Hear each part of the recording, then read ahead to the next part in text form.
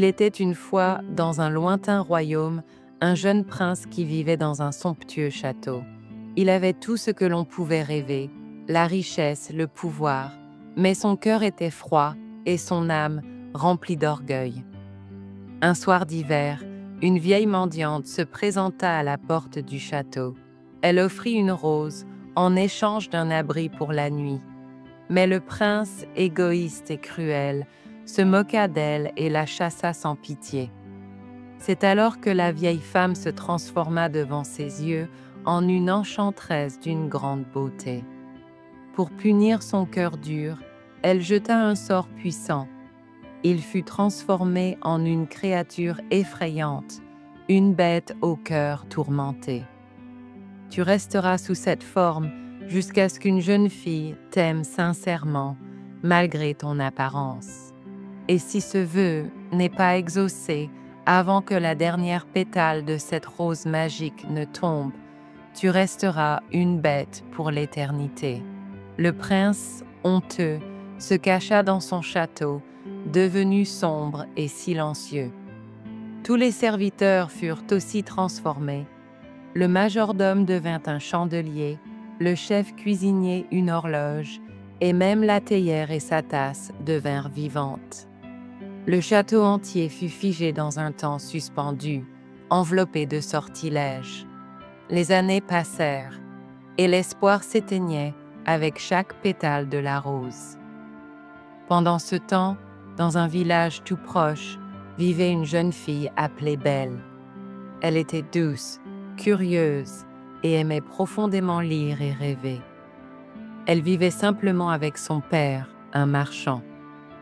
Un jour, le marchand reçut la nouvelle qu'un de ses navires n'avait pas coulé et il partit à la ville dans l'espoir de retrouver un peu de fortune. Avant de partir, il demanda à ses enfants ce qu'ils souhaitaient qu'il leur rapporte. Les aînés demandèrent des robes et des bijoux. Belle, elle, ne demanda qu'une simple chose. « Papa, s'il te plaît, ramène-moi une rose. » Mais en ville, le marchand découvrit que tout avait été saisi. Il retourna chez lui les mains vides. Sur le chemin du retour, pris dans une tempête, il se perdit dans une forêt sombre. Là, il découvrit un château mystérieux. La porte était ouverte, et à l'intérieur, une table garnie de mets délicieux. Le marchand, affamé, mangea et se reposa dans une chambre chaude. Le lendemain matin, en repartant, il aperçut dans le jardin une superbe roseraie. Se souvenant de la demande de Belle, il cueillit une rose. À cet instant, une créature terrible surgit. C'était la bête, au regard féroce et au corps immense. « Tu as volé ma rose, tu m'as trahi après que je t'ai nourri et logé. » Effrayé, le marchand supplia la bête. Celle-ci accepta de le laisser partir, à condition qu'il revienne ou qu'une de ses filles se sacrifie à sa place. En rentrant chez lui, le marchand raconta tout à ses enfants.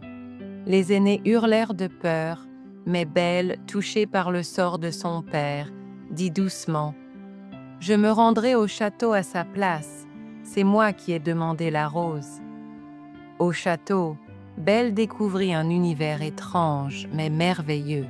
La bête, bien qu'effrayante, se montra polie, attentive et respectueuse. Chaque soir, elle lui demandait « Belle, veux-tu devenir ma femme ?» Et chaque soir, Belle répondait « Non, bête, pas encore. » Les jours passèrent. Belle s'habitua à la solitude du château, au silence, mais aussi à la présence de la bête. Elle découvrit en lui un être tendre et profond, prisonnier d'une apparence terrible. Son cœur commença à s'ouvrir. Un jour, Belle demanda à revoir son père, dont elle rêvait. La bête accepta, à condition qu'elle revienne dans 8 jours. Chez elle, ses sœurs, jalouses de ses beaux vêtements et de son bonheur, firent tout pour qu'elle reste plus longtemps. Belle finit par repartir, inquiète. En rentrant au château, elle trouva la bête étendue dans le jardin, très faible. Elle pleura et s'exclama « Ne meurs pas, je t'aime, Je veux rester avec toi. » À ces mots, un miracle se produisit. La bête se transforma sous ses yeux. Il devint un jeune prince au regard doux et noble. « Un sort m'avait transformé à cause de mon orgueil, » expliqua-t-il. « Il ne pouvait être brisé que par l'amour vrai d'une personne au cœur pur. » Belle et le prince se marièrent dans la lumière et la joie. Le château s'illumina de 1000 feux et les jardins reprirent vie. Belle avait vu au-delà des apparences et son amour avait libéré la magie. Et c'est ainsi que Belle et le prince vécurent heureux dans un château plein d'amour, de livres et de magie.